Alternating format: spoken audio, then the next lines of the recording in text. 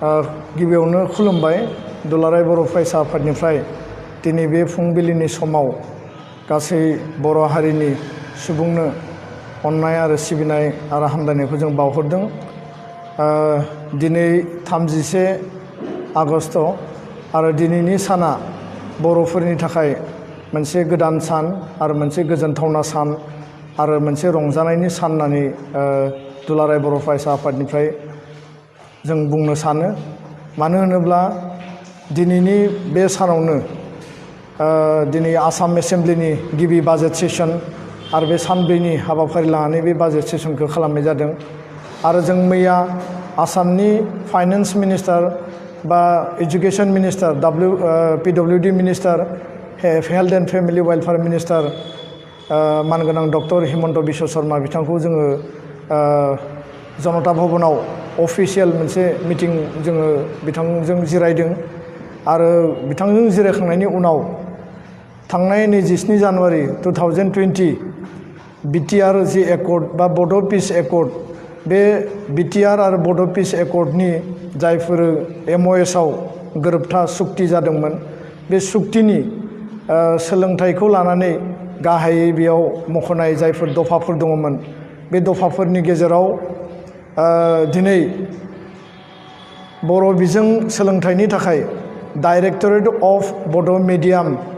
Education बे फुल fledged आसामाव मोनसे डाइरेक्टरेट दिनै डिक्लेयार जागोन, गायसनगोन आरो बिनि गेजेरजों बाजेट बेयाव डिक्लेयार जागोन। आरो लोगोसे बे डाइरेक्टरनि डाइरेक्टरेटनि जाय डाइरेक्टर बिथांखौबो दिनै बेयाव फोसावनाय जागोन। आरो बेजों लोगोसे जोंहा लवार प्राइमारि LP स्कुलनिफ्राय आप टु इउनिभार्सिटि लेभेलसिम बा कलेज लेभेलसिम जोंनि जि डाइरेक्टर, बे डाइरेक्टरा आसाम नाङै बर' मिडियाम स्कुलफोरखौ बेयाव बिनि बेंखनथायाव लाबोगोन। आरो लोगोसेनो कलेज आरो इउनिभार्सिटि लेभेलनिबो जेसेबां जेंना जेंसि दङ, गासैबो जेंना जेंसिखौ सुस्रांनो थाखाय बे डाइरेक्टरेटआ खामानि मावगोन। दा बेखायनो बर' हारिनि बर'नि बिमा बिफा, जोथोनगिरि आरो लोगोसे बर'नि एकाडेमिशियान, प्रिन्सिपालानो जा, प्रफेसार बा टिचार्स गासैबो दिनैनि साननि थाखाय जोङो गोजोनथाव होननानै जोङो रोखायै जोङो बुंनो सानो। मानो होनब्ला 1963 आव बर' बिजोंखौ गायसननायनि उनाव बा बिनि उनाव देबनागरि स्क्रिप्टजों जोङो सोलोंथाइ लानायनि उनाव आफ्टार 43 इयार्स 43 बोसोरनि उनाव दिनै जोङो बर' मिडियामनि जेंना जेंसिखौ लानानै जोङो सोमावसारबोदों, जुजिबोदों। आरो बे गोलाव समनि सोमावसारनायनि गेजेराव आसाम सरकारा गोबां खेब जोंनो दानानै होगोन बा जोंनि जेंनाखौ सुस्रांनानै होगोन होननानै बुंदोंमोन। नाथाय फैयै फैयै बिथांमोना बर' थुनलाइ आफादजों सावरायलायनानै बर' बिजोंनि थाखाय मोनसे सेल दानाय जादोंमोन। नाथाय बे सेलनि जाय जइन्ट डाइरेक्टर ममता हजाय बिथाङा उनाव गावनो डिक्लेयार खालामबाय जे बे सेला कुनु फांसनेल नङा, बे सेलजों बर' मिडियामनि जेंना जेंसिखौ सुस्रांनो हानाय नङा। आरो बेखौ बिथाङा स्पस्तयै गहपुराव जानाय बर' थुनलाइ आफादनि जि सेमिनार दंमोन दैमालुआव, बेयाव स्पस्तयै बिथाङा फोरमायदों। दा बेनि उनाव जोङो दुलाराय बर' फरायसा आफादा जोङो सेलजों जे बर' बिजोंखौ, बर' मिडियामनि जेंनाखौ सुस्रांनो हाया, बे बाथ्राखौ जोङो स्पस्तयै आसाम सरकारनो जों बुंबाय थादोंमोन। आरो बेबायदिनो दिल्लीनि नैबे 27 जानुवारिनि 2020नि जि BTR सुक्ति, बे सुक्तियाव बर' बिजोंनि थाखाय आसामाव जोङो फुल फ्लेजेड मोनसे डाइरेक्टरेट नांगौ होननानै जोङो बेखौ लिरनानै लाबोनो हादों। आरो बे 6.4 दफायाव दङ। आरो बे डाइरेक्टरेटनि गेजेरजों दिनैहाय टिचार्सनि एपइन्टमेन्ट, टेक्स्ट बुक जोङो बानायनांगौ, कारिकुलाम बानायनांगौ, लोगोसे टिचार्स ट्रेन्सफार भेकेन्सियाव जोङो एपइन्टमेन्ट होनांगौ, आरो लोगोसे स्पेसियेल केयार इनफ्रास्ट्राक्चार डेभेलपमेन्टनि थाखाय आरो बिनि थाखाय एनुवेल जि बाजेट हमनांगौ, आरो बे गासैबो हाबाफारिफोरखौ जोङो मावफुंजोबनो हासिगोन। दा बेखायनो नैबे स्पेसियेल जिखिनि हाबाफारि लाबाय, बिनि थाखाय आसामनि सोलोंथाइ आरो रांखान्थि मन्त्रि डक्टर हिमन्त बिश्व शर्मा बिथांखौ जोङो धन्यबाद होगोन गोसो सिंनिफ्राय। आरो लोगोसेनो आसामनि चिफ मिनिस्टार सर्बानन्द सनवाल बिथांनोबो जोङो गोजोननाय आरो साबायखरखौ जों बावदों। बेजों लोगोसे मैयानि जि सावरायनाय, बे सावरायनायाव जोङो स्पेशल फकास हिसाबै आरो बेखौ इमप्लिमेन्टेशननि थाखाय प्रायोरिटी हिसाबै बियो अलरेडि अफिसियेल मुभ जाबाय। बे जाबाय जे बर' रावखौ आसामनि लोगो सरकारि राव हिसाबै एसोसिएट अफिसियेल लेंगुवेज हिसाबै बाहायनाय आरो बेखौ बाहायनांगौब्ला दा आसाम अफिसियेल लेंगुवेज एक्ट 1960 बे दा आसाम अफिसियेल लेंगुवेज एक्ट 1960 खौ एमेन्डमेन्ट खालामनांगौ जायो। मानो होननानै बुङोब्ला दा आसाम अफिसियेल लेंगुवेज एक्ट 1960 बेयाव लिरनाय दङ जे अनलि एसामिस आसामनि सरकारि रावा जाबाय एसामिस आरो बे असमिया जिहेतु बेयाव लिरनाय दङ दा बेखौ एमेन्डमेन्ट खालामनानै बेयाव एसोसिएट अफिसियेल लेंगुवेज हिसाबै बर' रावाबो आसामनि सरकारि राव हिसाबै बाहायजागोन आरो बेखौ एमेन्डमेन्ट खालामनायनि थाखाय आसाम सरकारा बा मैयानि मेलनि गेजेरजों बे अफिसियेल मोनसे प्रसेसआव अलरेडि बे स्टार्ट जाबाय। दा बेजों लोगोसे दिनै बर' बिजोंनि जि सोलोंथाइ बर' मिडियामनि जि स्कुल भेन्सार इन्स्टिटिउसनफोर दङ दिनै प्रभिन्सियेलाइजेसन प्रसेस 2011आव मोनसे बिल लाबोदों। बिनि उनाव बे बिलखौ ड्रप खालामनानै 2017आव आरोबाव मोनसे बिल लाबोनाय जादों आरो बे बिल बायदियैनो नै रिसेन्ट आगस्ट दाननि 17 तारिखआव आसाम सरकारा आसामनि जेसेबां भेन्सार इन्स्टिटिउसनफोर दङ बा भेन्सार पस्टफोर दङ पस्ट प्रभिन्सियेलाइजेसननि थाखाय बिथांमोना लिस्ट फोसावदों आरो कलेजनिबो degree college junior college higher secondary बेखौ फोसावदों। नाथाय बेयाव गोबांथार बर' मिडियामनि हाई स्कुल बे थालांदों। दिनै एलपि आरो एमइ स्कुला जाथ'वाखै कर'ना भाइरासनि थाखाय फिल्ड भेरिफिकेसन खालामनो हायाखै होननानै बुंदों। किन्तु बिनि खामानियाबो सेप्टेम्बरनि लास्ट नङाबा अक्ट'बर दानाव स्टार्ट जागोन होननानै फोरमायदों। दा बेनिखायनो दिनै एलपि आरो एमइ स्कुलनिबो गोबां फरायसालिफोरा थालांगोन, गोबां फरायसालिफोरा थालांगोन, कलेजनि गोबां पस्टफ्राबो दिनै थालांदों। दा बेखायनो दिनै दुलाराय बर' फरायसा आफादा बे जि एकर्ड बे एकर्डआव लिरनाय बायदियै जोंहा जि दफा दंखायोमोन 6.3 बे 6.3 बायदियै मोननै बाथ्रा बेयाव स्पेसियेलि मख'नाय दङ जे बिटिआर ओनसोलनि बा बिटिसि ओनसोलनि माने बर' आरो एसामिस बा बेंगलि जि मिडियामनि फरायसालियानो जाया मानो जे जायफोर भेन्सार बेखौ प्रभिन्सियेलाइजेसन खालामनाय आरो नैथियाव आसामाव बिटिसिनि बाहेरायाव थानाय फरायसालिफोर जायफोर दङ बर' मिडियामनि स्पेसियेलि बेखौ माने प्रभिन्सियेलाइज खालामनाय। दा बे स्कुल प्रभिन्सियेलाइजेसननि बेलायावबो स्पेसियेलि मैया मोनसे डिसिसनाव फैबाय जे according to the spirit of the Bodo' peace accord or BTR accord Assam सरकारा स्पेसियेलि माने बिटिसिनि फरायसालि आरो आसामनि बर' मिडियामनि फरायसालि मोननैखौबो जथायनानै निड बेस बेसिसाव गोदानै मोनसे बिल एमेन्डमेन्ट बिल लाबोनानै स्पेसियेल कनसिडारेसन आरो सिम्पेथेटिक बे माने ग्राउन्डआव उइदाउट एनि प्रिकन्डिसन बे फरायसालिफोरखौ एकर्डनि दफा मथे मावफुंनो थाखाय दुलाराय बर' फरायसा आफादा बेखौ जोङो आपिल खालामदों आरो आसाम सरकारा बेखौ गनायनानै लादों। दा फैबाय थानाय समाव नैबे 2017नि आसाम माने भेन्सार इन्स्टिटिउसन प्रभिन्सियेलाइजेसन जि पस्ट प्रभिन्सियेलाइजेसन जि एक्ट बिनि गेजेरजों जायफोर फरायसालिफोरा दिनै थालांबाय बा थालांनायनि लामायाव जायफोर कलेजफोरा दिनै थालांबाय गोबां माने कलेजनि पस्टफ्रा दिनै थालांबाय बे गासैबो थालांनाय पस्ट आरो जानो गोनां जायफोर भेन्सार इन्स्टिटिउसन बे गासैबो नैबे एक्टनि आवथायाव फैनानै माने सिस्टेमेटिकेलि फेस मेनाराव गासैबो स्कुलखौ प्रभिन्सियेलाइज खालामनायनि थाखाय आसाम सरकार आरो दुलाराय बर' फरायसा आफाद मोनसे इउनाइटेड एफर्टनि गेजेरजों जोङो मावफुंलांनो थाखाय मैया डिसिसन लानाय जादों आरो बेनि थाखायबो जोङो आसाम सरकारखौ स्पेसियेलि जोङो धन्यबाद होगोन जे बिथांमोना टाइम बाउन्ड कर'ना भाइरासनि थाखाय एसे डिले जादों किन्तु टाइम बाउन्ड इमप्लिमेन्टेसननि थाखाय जिखिनि स्टेप लादों आरो बेयो जोंनि थाखाय मोनसे रंजाथाव गोग्गाथाव आरो बिटिआर एकर्डनि बे मोनसे माइलस्टोन बा स्टेपिं स्टोन होननानै जोङो बुंनो सानो। दा बेजों लोगोसे दिनैहाय दुलाराय बर' फरायसा आफादनि जोंनि प्लेटफर्माव बिटिसिनि जायफोर टेट अलरेडि पास जानानै दङ बा आसाम टेट जायफोर अलरेडि क्वालिफाइड जाबाय आरो लोगोसे सि टेट बर' माने स्टुडेन्टफोर जायफोर क्वालिफाइड जाबाय बे आलादा आलादा माने मोनसे केटेगरियाव दिनै डिभाइड खालामनानै दोनदों माखासे कन्ट्रेक्चुवेलाव दङ माखासेया दाबो एपइन्टमेन्ट मोनाखै माखासेया साख्रि मोनगोन ना मोना सेलेक्सन जागोन ना जाया बे बाथ्राफोरखौ लानानै जोंनि इयुथ्सफोरनि गेजेराव दिनै बेसेबांबा मोनसे कमप्लिकेटेड सिचुवेसन मानो होननानै बुङोब्ला टेट क्वालिफाइ जानायनि उनाव जोंनि साफ्रोमबो इयुथआ बा साफ्रोमबो केन्डिडेटआ सानो जे जोंनि लाइफनि सिकिउरिटि नांगौ जोंनि इमप्लयमेन्ट नांगौ जिहेतु आनइमप्लयमेन्टनि प्रब्लेमा दिनै गोबां जाबाय जिहेतु बे मोनसे निउट्रेल मोनसे सेलेक्सननि गेजेरजों टेटनि एपइन्टमेन्टआ जायो दिनै बिथांमोना आसामनि टेट जि एपइन्टमेन्ट 7,000 सामथिं मोनसे टारगेट होनानै डक्टर हिमन्त बिश्व शर्माया बा एजुकेशन डिपार्टमेन्टआ रिसेन्टलि बे होलांबाय आरो बेयाव 5,316 ना 19 आंनि हिसाबाव आं बेखिनिखौ अलरेडि एपइन्टमेन्ट होनाय नुदों आरो बाकिया दाबो पेन्डिं दङ नाथाय बिटिसि ओनसोलाव बिटिसि टेट आरो आसाम टेट बा सि टेट क्वालिफाइ जानाय अलमस्ट माने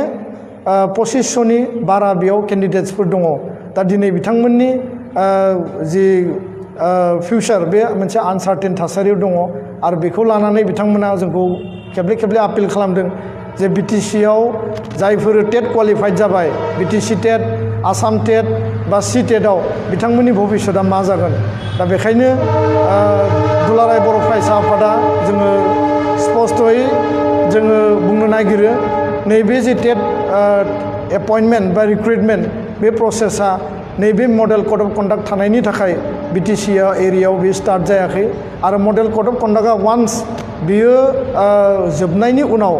बा इलेक्सन जाखांनानै गोदान सरकार फैनाय लोगो लोगोनो बे निउट्रेलि माने मोनसे मोजां सिस्टेमनि गेजेरजों बे एपइन्टमेन्टआ स्टार्ट जागोन आरो जायफोर जोंहा मेरिट स्टुडेन्टफ्रा टेट क्वालिफाइड खालामबाय बे टेट क्वालिफाइड खालामनाय साफ्रोमबो मेरिट स्टुडेन्टआ दिनै नैबे प्रसेसनि गेजेरजों मडेल कड अफ कन्डाक्ट उथायनायनि लोगो लोगोनो बिटिसि ओनसोलाव टेट एपइन्टमेन्टनि बा रिक्रुइटमेन्टनि प्रसेसा दिनै स्टार्ट जागोन दा बेखायनो बिथांमोना निराशा जानाङा बिथांमोना बांद्राय नार्भास जानाङा दुलाराय बर' फरायसा आफादनिफ्राय जों खावलायदों आरो बे मेटारखौ लानानै स्पेसियेलि मैया जों एजुकेशन मिनिस्टारजोंबो जोङो बेखौ स्पेसियेलि जों सावरायदों दा बेनि उनाव दिनैहाय बयबो जोंखौ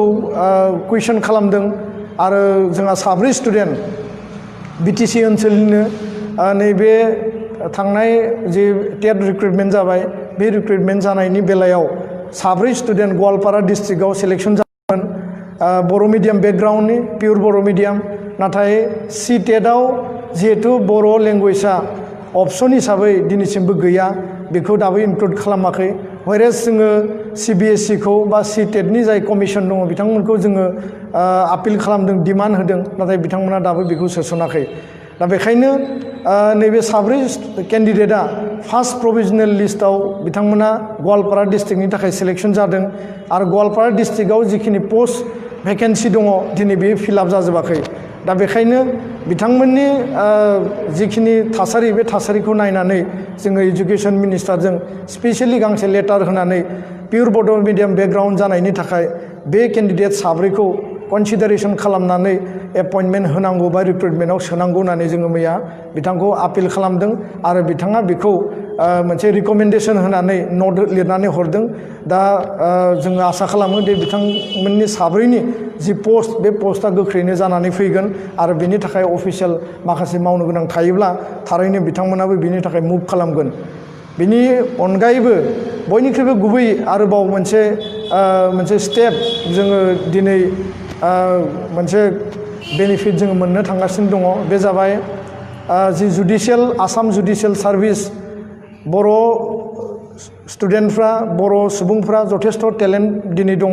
जथेस्थ' माने क्वालिफिकेसन लाबाय दिनै LLM LLB खालामनाय दङ बेजों लोगोसे मास्टार डिग्रि खालामनाय MSc MCom बा नोङो MA खालामनाय दङ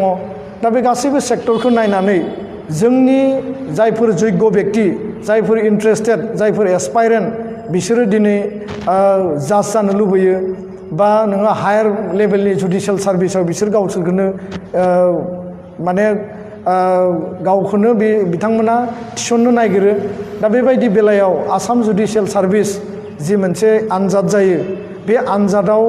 दिनै उथ्रिसार जानोब्ला मोनसे लेंगुवेज पेपार 50 मार्क्सनि होनांगौ आरो बे लेंगुवेज पेपारा आसाम जुडिशियेल सार्भिसाव अनलि एसामिस लेंगुवेजआल' बेयाव इनक्लुड जानानै दङ जायनि बेकग्राउन्डनि बा बर' स्टुडेन्ट गुबुन गुबुन मिडियाम बेकग्राउन्डनि एक्सेप्ट माने एसामिस बिथांमोना आसाम जुडिशियेल सार्भिसखौ होनो नागिरब्लाबो दिनै बिथांमोना माने होनायनि खाबुखौ मोना आरो होयोब्लाबो एसामिस लेंगुवेज पेपारखौ बिथांमोना क्वालिफाइ खालामनो हाया जायनि थाखाय दिनै माने गोबां बोसोर माने डिकेड्स आफ्टार डिकेड जोंनि स्टुडेन्टफ्रा आसाम जुडिशियेल सार्भिस क्वालिफाइ खालामनानै जाज जानो हानायनि जि जोंहा लामा बे लामाया दिनै बन्द जानानै दङ दा आरो बिथांमोननि जि केरियार बे केरियारावबो बिथांमोना बादा मोननानै दङ दा बेखायनो आसाम जुडिशियेल सार्भिसाव बे 50 मार्क्सनि बड' लेंगुवेज पेपारखौ सोनांगौ होननानै बेखौबो मैयानि सावरायनायाव एक्सेप्ट खालामबाय आरो बे स्पेसियेलि हाइकर्टनि अधीनाव थायो हाइकर्टनि चिफ जास्टिसनि अधीनाव थायो दा अनारेबल हाइकर्टनि चिफ जास्टिसा बेखौ एकमडेट खालामनाय लोगो लोगो सोसननाय लोगो लोगो आरो सरकारा बिनि सायाव जेब्ला रिटेनलि चिफ जास्टिसनिसिम लेटार हरगोन बे अलरेडि जानानै फैगोन होननानै जोङो आसाबादि आरो बे लामायाबो जोंहा क्लियारलि गेवबायनानै जों सानो दा बेखायनो बिनि अनगायैबो माखासे जोङो माने बाथ्राफोरखौ जोङो मैया एडिसन खालामदों जेरै दाख्लैबावै सल्ल'खान आसाम नाङै जिखिनि कलेज दङमोन डिग्री कलेज बेयाव साइन्स स्ट्रिमखौ इन्डाक्सन खालामदों नाथाय बिटिसि ओनसोलनिफ्राय गंसेबो साइन्स स्ट्रिमनि बेयाव माने इन्डाक्सन जायाखै व्हायरेस प्रप'जेलाव दङमोन दा जों मिथिनायाव जोंनो फोरमायदों जे मडेल कड अफ कन्डाक्ट थानायखाय सेलेक्टेड जाखानाय साइन्स माने साइन्स स्ट्रिमनि इन्डाक्सन जायफोर कलेज बे कलेजखौ बेयाव सोसननो हायाखै दा माने मडेल कड अफ कन्डाक्टआ उथायनायनि उनावनो बे सोसननायनि हाबाफारिया जागोन बेखौ फोरमायदों क'क्राझार ल' कलेजनि थाखाय प्रभिन्सियेलाइजेसन आरो फाइनान्सियेल एड बे बाथ्राखौ जोङो स्पेसियेलि प्रेसार होदों music and fine arts college Kokrajhar बिनि थाखाय बाजेट जोंहा थांनाय बारावनो बेखौ एनाउन्स खालामनाय जादोंमोन आरो बिनि थाखाय हाबाफारिया स्टार्ट जासिगोन लोगोसेनो थांनाय बोसोराव आसामनि गोबां कलेजाव माखासे जोङो पस्टफोरखौ मोननाय जादोंमोन बर' डिपार्टमेन्टनि थाखाय आरो बे पस्टफोराव 6 जोंनि केन्डिडेट्सफोरा अभार एज जानायनि थाखाय बिथांमोननि पस्टआ ड्रप जादों आरो बिथांमोना एपइन्टमेन्ट मोननायनि लामाया बन्द जानानै दङमोन दा बेखायनो बे मेटारखौबो जोङो स्पेसियेलि कनसिडार खालामनानै टेकआप खालामनांगौ होननानै जोङो मन्थ्रि बिथांखौ बुंदों आरो बिथाङा बेखौ लानानै सिरियासलि फल' आप खालामदों आरो बेखौ निस्सय जोङो मोजां रिजाल्ट मोनगोन होननानै जों सानो आरो बेजों लोगोसे जायफोर दिनै नैबे पस्ट प्रभिन्सियेलाइजेसनाव ड्रप आउट जाबाय बे हाई स्कुलाव हायार सेकेन्डारियाव जुनियर कलेजाव डिग्रियाव बर' डिपार्टमेन्टआनो जा सोरबा केमिस्ट्रि बा नोङो जि साबजेक्टआनो जाया माने एजुकेसन इंलिश बे ड्रप आउट पस्टफोरखौ इमिडियेटलि प्रभिन्सियेलाइजेसन खालामनायनि थाखाय राहा लानांगौ आरो लोगोसे बायरा इउनिभार्सिटिनिफ्राय डिग्रि लानानै फैनाय जेरै पुणे इउनिभार्सिटि पन्डिचेरि इउनिभार्सिटि बै पस्ट माने जायफोरा मावनानै दङ बिथांमोनखौ दिनै ड्रप खालामनाय जादों पस्ट प्रभिन्सियेलाइजेसना जानानै फैयाखै बे मेटारखौ लानानै जोङो डिसकास खालामदों दा अभारअल दुलाराय बर' फरायसा आफादनिफ्राय जोङो मैयानि डिसकासना 100% फ्रुइटफुल आरो बेयो बिटिआर एकर्ड इमप्लिमेन्टेसननि स्टेपिं स्टोन आरो बेजोंनो बर' हारिनि जोंनि जिखिनि जेंना जेंसि सोलोंथाइखौ लानानै जेखौ जों राजा लामायाव रेल लामायाव जों होख्रावबाय जोङो गोबां धरना होबाय सरकारजों सावरायबाय नाथाय बे जानानै फैयाखैमोन दा दिनैहाय बेयाव फुल फेजेड डाइरेक्टर आरो एडिशनेल डाइरेक्टर 3 गाहाम बेयाव जइन्ट डाइरेक्टर थागोन आरो बेयाव जिखिनि माने एलडि माने आरो माने एलडिए थागोन बा माने आपार डिभिजन क्लार्क थागोन बा 3rd ग्रेड 4th ग्रेडनि इमप्लयिसफोर थागोन आरो बेजों लोगोसे बेयाव जिखिनि इनफ्रास्ट्राक्चार नांगौ आसाम सरकारा बिनि थाखाय बाजेट तयार खालामनो थाखाय अलरेडि अर्डार होबाय आरो दिनैनि जि फार्स्ट सेसननि जि एसेम्बलि सेसन बेयाव थारैनो डक्टर हिमन्त बिश्व शर्मा सोलोंथाइ मन्थ्रिया बेखौ फोसावगोन आरो बेखौ जोङो दिनै वेलकाम खालामबाय आरो बेजों लोगोसे बे जोंनि थाखाय बेसेबांबा मोनसे गोजोनथावना रादाब आरो लोगोसेयैनो जायफोर जोंहा पलिटिकेल इश्युसफोर दङमोन दिनै बिटिआरनि एरिया एक्सटेनसन एक्सपानसननि बाथ्रा दङ एरिया इनक्लुजन एक्सक्लुजननि बाथ्रा दङ पारा 40 नि गेजेरजों कमिसन बानायनांगौ बे मेटारखौबो जों डिसकास खालामदों आरो बर' कसारि वेलफेयार अट'नमास काउन्सिल बिनि बिलआ फैनांगौ नाथाय बेयाव स्पष्ट जों मोनसे बाथ्राखौ सरकारनो जोङो क्लियारलि मेनसन खालामदों जिहेतु बियो मोनसे एग्रिड पइन्टमोन जे सनितपुर आरो बिश्वनाथनि माने ट्राइबेल इनहेबिटेड एरियास एन्ड हेभिं माने मेजरिटी ट्राइबेल पपुलेशन जिफोर ओनसोल दङ बा भिलेज दङ बे ओनसोल आरो भिलेजखौ बिटिआर आव सोसननाय जागोन आरो बे बर' कसारि वेलफेयार अट'नमास काउन्सिलाव बियो हाबनाय नङा दा बेखायनो कमिसना बे बाउन्डारिखौ बा बे भिलेजफोरखौ बे डिमार्केशन खालामगोन दा बेयाव जोंहा कुनु कन्ट्राडिक्सन जानो गोनां गैया बे बाथ्राखौ जों सरकारनो स्पेसियेलि बुंदों आरो सरकाराबो बेखौ गनायनानै लादों कार्बि आंलं एसटि हिलनि बाथ्रा आरो बे एसटि हिलनि इस्युआ फैबाय थानाय पार्लियामेन्ट सेसनाव बियो पास जानायनि लामायाव आरो बे बाथ्राखौबो जोङो मिथिनानै बा सरकारा बेखौ स्पेसियेलि हम मिनिस्टार आरो लोगोसे आसामनि चिफ मिनिस्टार आरो फाइनेन्स मिनिस्टार इडुकेसन मिनिस्टार बिथांमोना बेखौ लानानै सिरियासलि टेकआप खालामदों मानो होननानै बुङोब्ला बे नेशनेल कमिटमेन्ट आरो बियो बिजेपि जिहेतु रुलिं स्टेट आरो जिहेतु सेन्ट्रेलावबो बिजेपि दङ बियो बिजेपि सरकारनिनो मोनसे नेशनेल कमिटमेन्ट आरो केन्द्रीय सरकारनि प्रधानमन्त्रिनि बा हम मिनिस्टारनि बे नेशनेल कमिटमेन्ट आरो बे कमिटमेन्टखौ जोङो मावफुंहोनांगौनि थाखाय दुलाराय बर' फरायसा आफादा जों खामानि मावगासिनो दङ दा बेखाय दिनै जायफोर बाथ्राखौ लानानै जोंनि गेजेराव गोबां दान्थे बिदान्थे जादों जायफोर बाथ्राफोरखौ लानानै दुलाराय बर' फरायसा आफादखौ कुइसन खालामदों जायफोर बाथ्राफोरखौ लानानै दुलाराय बर' फरायसा आफादनि बारग' आफादगिरि आरो बिटिआर सुक्तिनि माने सागानगिरि प्रमद बर' बिथांखौ कुइसन खालामदों बेयाव कुइसन खालामनायनि कुनु जुक्ति गैया बा बेयाव कुनु थल गैया होननानै जों सानो मानो होननानै बुङोब्ला जोङो दुलाराय बर' फरायसा आफादा बा सिगनेटरि लिडार्सफोरा बा अर्गेनाइजेसना गासैबो हाबाफारिखौ जोङो वान आफ्टार एनादार मावदों आरो बेखायनो सम थानायावनो आरो नैबे समानो जोंनि थाखाय हाइस्ट टाइम आरो बे समाव जोङो इउनाइटेड भइस होनानै जोङो हाबाफारिखौ मावना लानायनिसै सम बेयाव दान्थे बिदान्थे बा माने सोरखौबा सोंखारिनाय सोरखौबा जुक्ति होनाय उमुग लिडारा मोजां उमुगा गाज्रि बेबायदि बुंनायनि बाथ्रा गैया राजखान्थिया सोलिगोन राजखान्थिया हान्जाजों हान्जा सोलिगोन पलिटिक्सआ पलिटिक्सजों सोलिगोन आरो पलिटिकेल मोनसे सिटुएसनाव माखासे थासारिया जायो नाथाय जातिनि सार्थनि थाखाय माहारिनि सार्थनि थाखाय माहारिनि सोलोंथाइया जौगानांगौनि थाखाय दिनै गियानजों सोलोंथाइजों जेरैबायदि सोमोन्दो दङ